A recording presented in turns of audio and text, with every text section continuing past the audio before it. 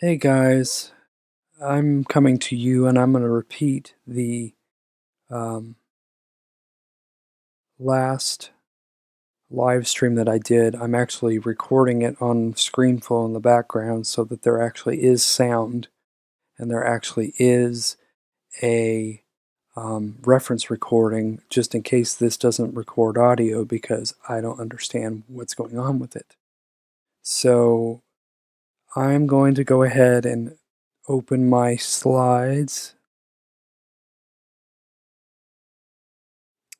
And we are going to get started.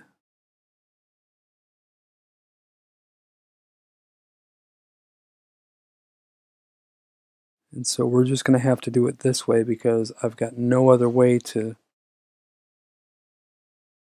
record this, and I want you guys to have the sound as well. 15.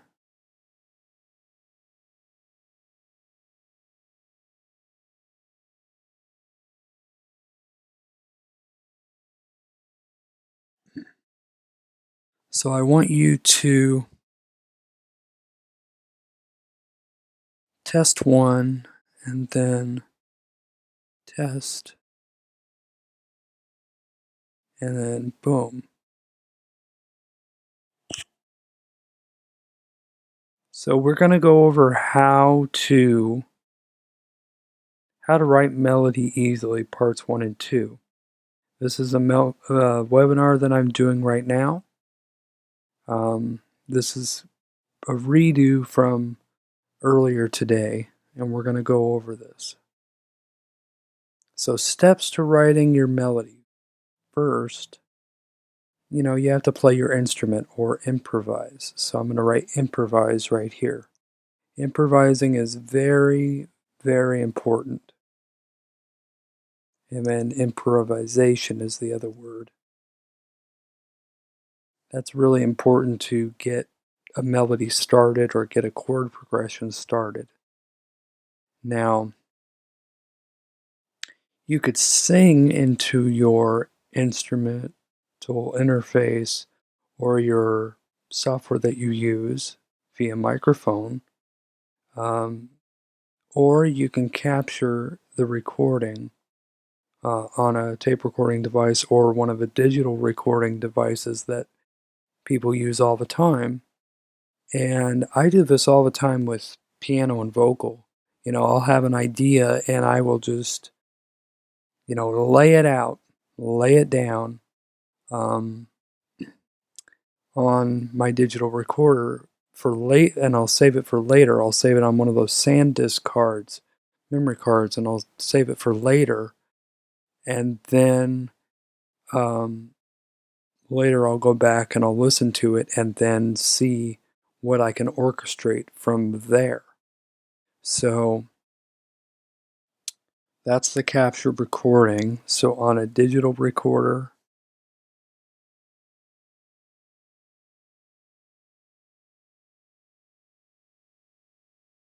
or tape recorder back in the old days, that's how they used to do it. Or what I do is sometimes I will do this. I will sketch out a melody like I have here with the chord progressions. And this is helpful if you're by your software but you don't really know what to transcribe it for. You go under the Finale V26 is what I'm in. You go under the setup window, launch window, default document under create new music, and it'll create one of these default documents for you, and you can select your clefs. You can do all that stuff. But usually I just go and select the default document, put my melody in treble clef, and then I just play through. All of this on my keyboard, or I can just jot it in. Either way.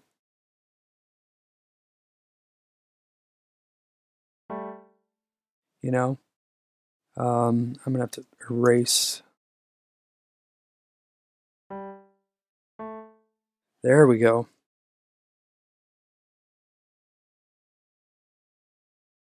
Da da da da dum. Okay, so now we have our melody here, but I will also put the pop chord symbols, which are what these are up here, the G minor, the F, E flat. I'll put that because I generally get a melody first along with maybe some chord progression in the back. And then later on, I'll take these melodies. I'll take this melody and put it into this. So what I'll do is I'll put it into whatever this is right now. Okay, so I'll put it into finale like this. I'll dump it into an orchestra template.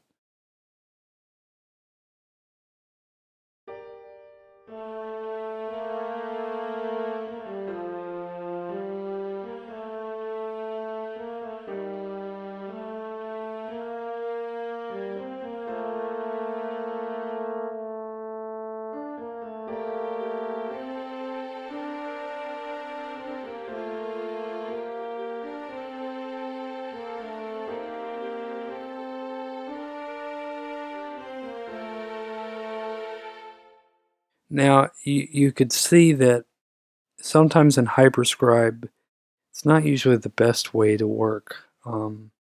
It will sometimes, hold notes together. I'm not using the pedal or anything on this, so sometimes it'll just slur the MIDI data together or make it be two notes in one or two pitches on one note or something. You'd have to go in and actually re-pitch. You'd have to re-pitch this one. So you'd have to re-pitch your stuff here.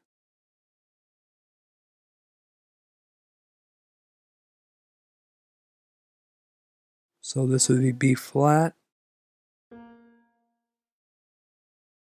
And da-da-da-da-dum on the F. Whoa. There we go. And just re-pitch everything.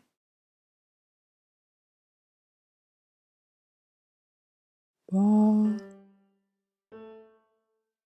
could tie it again. And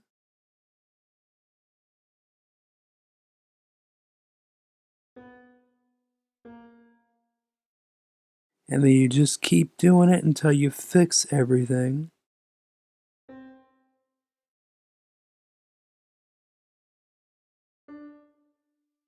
Bum, bum, bum, ba, da, da, da. Right?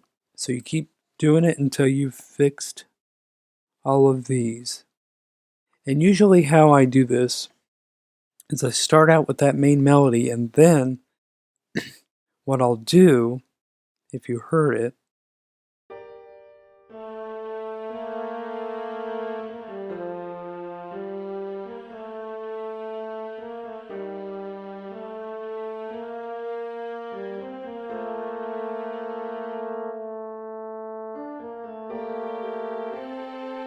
I'll put a